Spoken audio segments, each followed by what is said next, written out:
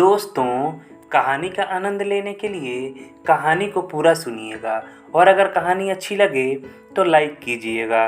Channel को subscribe नहीं किया है तो चैनल को सब्सक्राइब कर लीजिएगा। तो चलिए स्टार्ट करते हैं। वसुधा की नज़रें अभी भी दरवाजे पर ही टिकी थी। इसी दरवाजे से अभी अभी रावी अपने पति के साथ निकली थी। रावी को 3-4 साल पहले वसुधा के हॉस्पिटल में भर्ती करवाया गया था।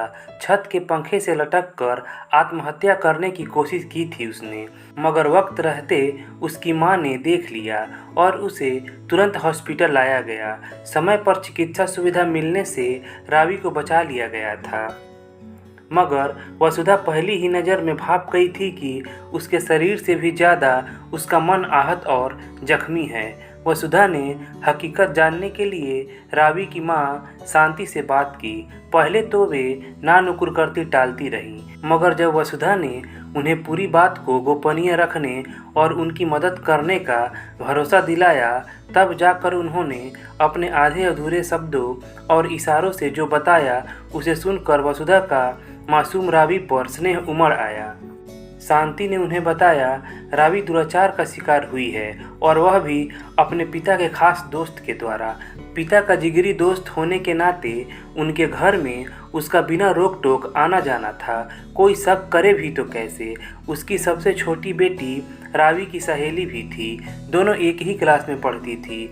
एक दिन रावी अपनी सहेली से एक प्रोजेक्ट फाइल लेने उसके घर गई। सहेली अपनी माँ के साथ बाजार गई हुई थी, अतः उसके पापा ने कहा कि तेरी सहेली का बैग अंदर रखा है, अंदर जाकर ले ले जो भी लेना है। उसके बाद जब रावी वापस घर आई तो चुपचाप कमरे में जाकर सो गई। सुबह उसे तेज बुखार चढ़ गया। हमने इसे काफ़ी हल्के में लिया। कई दिन तक जब रावी कॉलेज भी नहीं गई तो हमने सोचा शायद पीरियड नहीं लग रहे होंगे। फिर एक दिन जब इनके दोस्त घर आए तो हमेशा की तरह उन्हें पानी का गिलास देने को भागने वाली रावी कमरे में जाकर छिप गई। तब मेरा माथा ठनका। मैंने रावी का सिर सहलाते हुए उसे विश्वास में लिया तो उसने सुबकते सुबकते इस घिनौनी घटना का जिक्र किया, जिसे सुनकर मेरे तन बदन में आग लग गई। मैंने तुरंत इसके पिता से पुलिस में शिकायत करने को कहा, मगर इन्होंने मुझे शांति से काम लेने को कहा। समझाया कि पुलिस स्टेशन में FIR दर्ज कराकर केस करना तो बहुत आसान है, मगर उसकी पेशियां भुगतना बहुत कष्टदायी होता है। अपराधी को सज़ा दिलवाना तो नाको चने चबाने जैसा होता है। सबसे पहले तो अपराध को साबित करना ही मुश्किल होता है, क्योंकि ऐसे केस में कोई गवाह नहीं होता। फिर हर पेशी पर जब रावी को वकीलों के नंगे करते सवालों के जवाब देने पड़ेंगे तो हमारी फूल सी बेटी को फिर से उस हादसे को जीना पड़ेगा। अभी तो यह बात सिर्फ हमारे बीच में ही है। जब समाज में चली जाएगी तो बेटी का जीना मुश्किल हो जाएगा। पूरी जिंदगी पड़ी है उसके सामने, कौन ब्याहेगा उसे। कुछ देर रुक शांति ने एक उदास सी सांस ली और फिर आगे कहना शुरू किया। बेटी का हाल देखकर मन तो करता था कि उस दरिंदे को भरे बाजार गोली मार दूं, मगर पति की बात में भी सच्चाई थी। बेटी का वर्तमान तो खराब हो ही चुका था, कम से कम उसका भविष्य तो खराब ना हो। यही सोचकर हमने कलेजे पर पत्थर रख लिया। रावी को समझा बुझाकर फिर से कॉलेज जाने को राजी किया। भाई उसे लेने और छोड़ने जाता। मैं भी सारा दिन उसके आसपास ही रहती, उसे आगा पीछा समझाती, मगर उसकी उदासी दूर नहीं कर सकी। इसी बीच एक दिन मैं थोड़ी देर के लिए पड़ोसिन के घर किसी काम से गई तो इसने यह कदम उठा लिया। वसुधा बड़े ध्यान से सारा घटनाक्रम सुन रही थी। जैसे ही शांति ने अपनी बात खत्म की, वसुधा जैसे नींद से जगी। यूँ लग रहा था मानो वे सुन नहीं रही थी, बल्कि इस सारे घटनाक्रम को जी रही थी। उन्होंने शांति से रावी को अपने घर लाने के लिए कहा। पहली बार वसुधा के सामने रावी ने अपनी जबान नहीं खोली, चुपचाप आंखें नीचे किए रही। दूसरी बार भी कुछ ऐसा ही हुआ। बस फर्क इतना था कि इस बार रावी ने नज़रें उठाकर वसुधा की तरफ देखा था। इसी तरह 2 और सीटिंग्स हुई। वसुधा उसे हर तरह से समझाने की कोशिश करती, मगर रावी चुपचाप खाली दीवारों को ताकती रहती। एक दिन रावी ने बहुत ही ठहरे हुए शब्दों में वसुधा से कहा, बहुत आसान होता है सब कुछ भूलकर आगे बढ़ने और जीने का सलाह देना, मगर जो मेरे साथ घटित हुआ वह मिट्टी पर लिखा वाक्य नहीं जिसे पानी की लहरों से मिटा दिया जाए। आप समझ ही नहीं सकती उस दर्द को जो मैंने भोगा है। जब दर्द देने वाला कोई अपना ही हो तो तन से भी ज़्यादा मन लहूलुहान होता है। और फिर वह फपक पड़ी। वसुधा उसे सीने से लगाकर मन ही मन बुदबुदाई कि यह दर्द मुझसे बेहतर और कौन समझ सकता है मेरी बच्ची। रावी ने आश्चर्य से वसुधा की ओर देखा। उनकी छलकती आंखें देखकर वह अपना रोना भूल गई।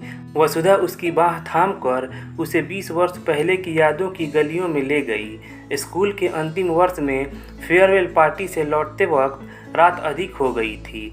मैं और मेरी सहेली रूपा दोनों परेशान सी ऑटो का राह देख रही थी। तभी एक कार हमारे पास आकर रुकी। हम दोनों कुछ समझ पाती उससे पहले ही 2 गुंडों ने मुझे कार में खींच लिया। रूपा अंधेरे का फ़ायदा उठाकर भागने में कामयाब हो गई। उसने किसी तरह मेरे घर वालों को खबर दी, मगर जब तक वे मुझ तक पहुंच पाते गुंडे मेरी इज्जत को तार तार कर मुझे बेहोशी की हालत में सड़क के किनारे फेंक कर जा चुके थे। मुझे अधमरी हालत में घर लाया गया। माँ पापा रोते धोते खुद को कोसते रह गए। मुझे अपने आप से घिन्न होने लगी। मैंने कॉलेज जाना छोड़ दिया। घंटों बाथरूम में अपने शरीर को रगड़ रगड़ कर नहाती, मगर फिर भी उस लिजलिजे स्पर्श से अपने आप को आज़ाद नहीं कर पाती। मुझे लगता मानो सैकड़ों कॉकरोच मेरे शरीर पर रेंग रहे हों।